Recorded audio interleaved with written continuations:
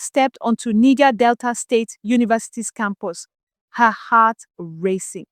It was matriculation night, a night of new beginnings, filled with the excitement of freshers joining the university.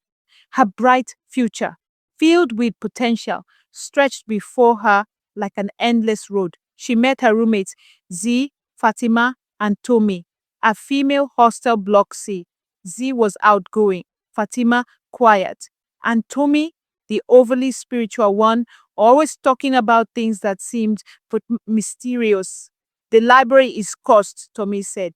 Don't go near it after 11 p.m. Amaka laughed. A ghost story? Come on, girls. I'm too old for that.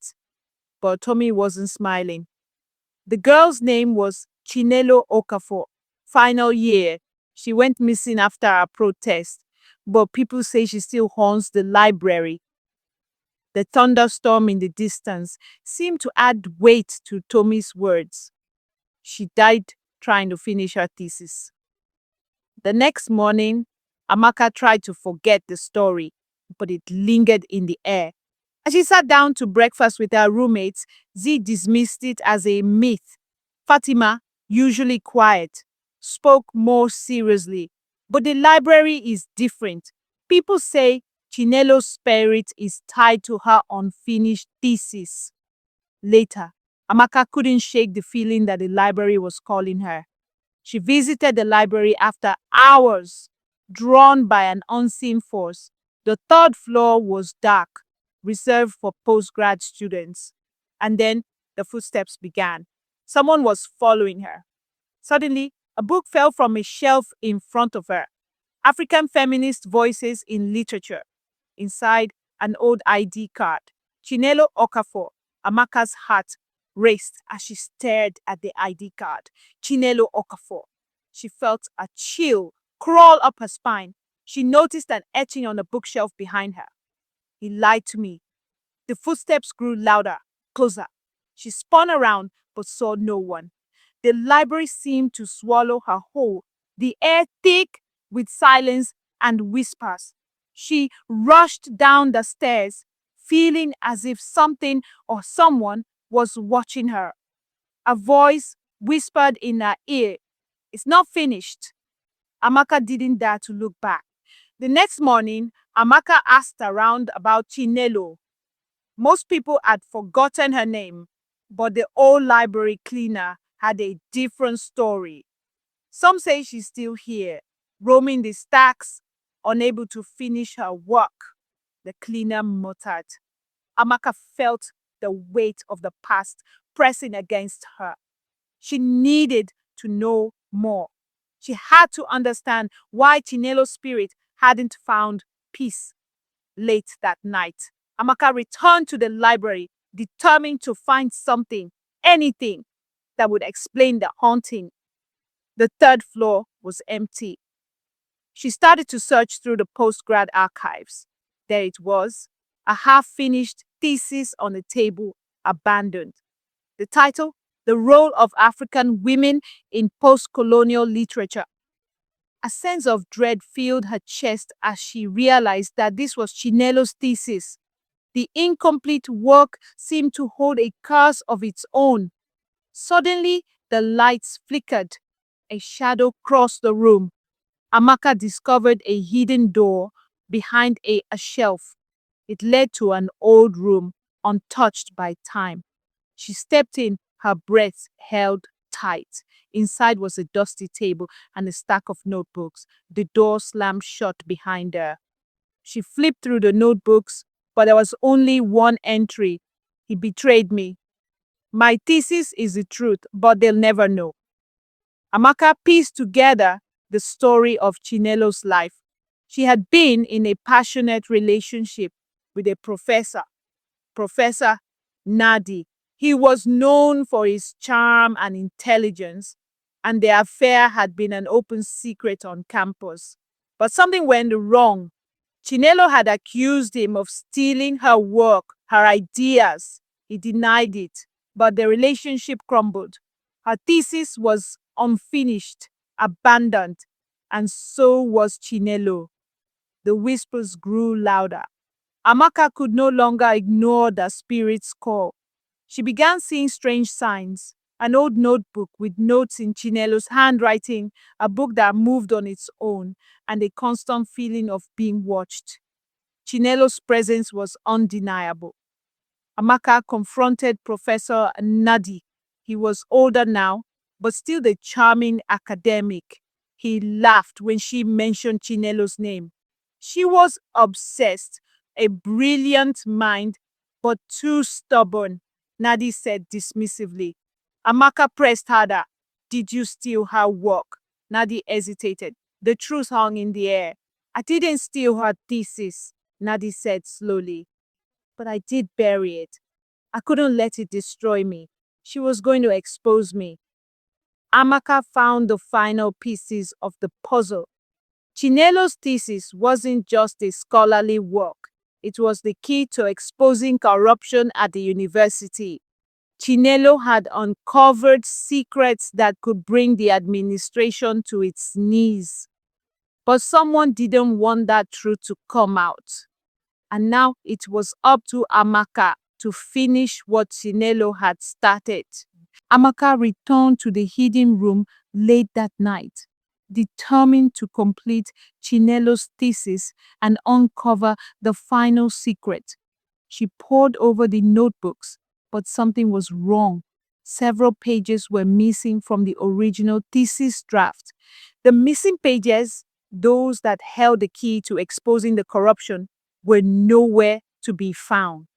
Suddenly, the sound of the wind howled outside, rattling the window, and Amaka felt a presence behind her. She spun around but saw nothing.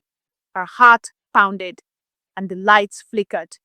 You have to finish it, the whisper echoed. Desperate for answers, Amaka confided in Fatima.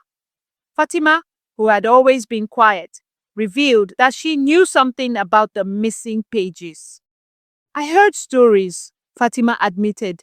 Professor Nadi wasn't the only one involved in Chinelo's betrayal. There were others in the administration, powerful people. They needed to silence her. Fatima's voice trembled. Chinelo was close to exposing a network of corruption. She was going to publish her findings before her disappearance. The missing pages, they were the last part of her thesis that could bring everything to light. That night, a violent storm raged across the campus. Thunder and lightning cracked through the air as if nature itself was responding to the unease in Amaka's heart. She returned to the library, hoping that something, anything, would give her the answers she so desperately needed. Amaka scoured the library in the storm's darkness, finally returning to the restricted section where Chinelo had once studied. There, on a shelf in a forgotten corner, she found the missing pages, hidden beneath a pile of old books. The pages were stained, aged, and yellowed, but they were intact. The pages revealed the full extent of Chinelo's work. She had uncovered financial fraud, illegal research grants, and the exploitation of students within the university. The professors and the administration were deeply involved in a web of corruption, and Chinelo's thesis was the key to exposing it all. As Amaka read through the pages, she realized why Chinelo's spirit could not rest. She had been wronged, betrayed by those she trusted, and her work had been stolen and buried to protect the guilty. The library's atmosphere grew heavy and the temperature dropped. Amaka felt a chill creep through her as the lights flickered violently. The spirit of Chinelo was close. A gust of wind slammed the door open, and Amaka could hear the faint sounds of a heartbeat, like the pulse of something dark and vengeful. You have to make them pay, a voice whispered in her ear. Amaka looked around in terror, realizing she was no longer alone. The spirit of Chinelo was here, standing before her.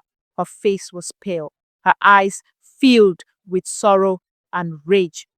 I'm here to finish what you started, Amaka said, her voice steady despite the fear in her chest. With the missing pages in her possession, Amaka made her way to Professor Nadi's office the next day. She barged in, her heart racing. He was sitting at his desk, calm and collected. Amaka, he said, his smile fading when he saw the papers in her hands. You found them. I know everything, Amaka said, placing the pages on his desk. I know what you did to Chinelo. You stole her work. You betrayed her. Nadi's eyes narrowed, but he didn't deny it. Instead, he tried to warn her. You have no idea what you're dealing with, Amaka. If you expose this, you're going to destroy everything, he said, his voice low and threatening. I won't let you bury her truth, Amaka replied, her resolve firm. In the following days, Amaka began gathering evidence to expose the corruption, not only in the university's administration, but also among certain professors who had taken advantage of students. But the closer she got to the truth, the more the library seemed to change. The whispers grew louder, the books seemed to shift on their own, and the cold wind followed her everywhere she went. It was Chinelo's spirit. Her need for justice was consuming the library, binding it with an unshakable grip. At night, Amaka would hear Chinelo's voice calling her from the library, urging her to keep going. One night, Amaka ventured into the library once again, holding the now completed thesis in her hands. As she entered the third floor, she felt an overwhelming sensation that something was watching her. Suddenly, the shelves shook and an old book fell to the ground. She picked it up. It was a journal from the university's early years, one that documented the history of the institution's darker secrets. The pages revealed something terrifying. Professor Nadi had not been the only one involved in the cover-up. There were others who had conspired to aid. Amaka faced a dilemma. She had all the evidence she needed to expose the corruption and bring justice to Chinelo. But doing so would destroy her academic career and her future at the university. The haunting presence of Chinelo's spirit seemed to weigh heavily on her, as if urging her to make the right choice. Was she willing to risk everything to give Chinelo the peace she deserved? With everything in place, Amaka made the decision to release the thesis to the public. She anonymously uploaded the completed thesis alongside all the evidence to the university's internal network and shared it with the student body. The reaction was immediate and explosive. Students rallied behind the truth, demanding accountability from the administration. Protests erupted across campus. The truth could no longer be suppressed. The university administration responded swiftly. Professor Nadi and several others were suspended, and an investigation was launched. But they were only the beginning. Amaka knew there were more people involved, and this was just the start of the long battle for justice. As Amaka stood in front of the university's administration building, she felt a strange peace wash over her. Chinelo's spirit, the same spirit that had haunted her, was now quiet. Thank you, Amaka whispered, glancing at the library in the distance. It's done. In the weeks that followed, the university began to change. The corrupt professors were removed and new policies were put in place to prevent future exploitation. Chinelo's thesis was recognized as a groundbreaking work, and her name was restored to its rightful place in academic history. Amaka, though forever changed, continued her studies. The haunting whispers of the unfinished thesis had come to an end, and the library was no longer like a place of fear. It had become a symbol of justice, of the power of truth. Chinelo had finally found peace. This concludes the story, Whispers of the Unfinished. It is a tale of love, betrayal, and the pursuit of justice, set against the backdrop of a mysterious university haunted by a tragic past. The spirits of the past demand that their stories be heard. And sometimes it takes someone brave enough to uncover the truth and finish what was started.